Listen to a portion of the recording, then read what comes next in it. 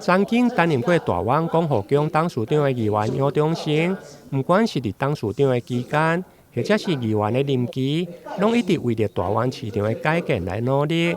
尤其伫去年，看到盐行市场的僭建，市府启动都市计划的变更，伊认为盐行市场会使，大湾市场嘛应该会使。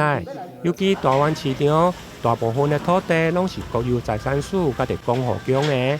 因此，建议市府应该启动开发市场中建，上好是有偿拨用，变做市府来主导这个开发，然后呢，但是有一点就是拜托议员你要去协调一下，就是讲好啦，咱即摆处理的土地要起，可能要3档、2档，较紧的话，就2、3档、2档外，下话这段时间摊还要去对。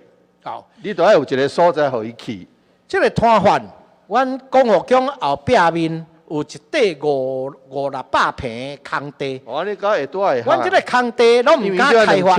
2200平方公尺嘛，就多600平，800平。阮迄个空地拢唔敢开发，就是咧留咧做市场。临时市场了对啊。签线的时阵会当来应急。另外，伫市场改善方面，虽然市府经发局有补助征收的费用。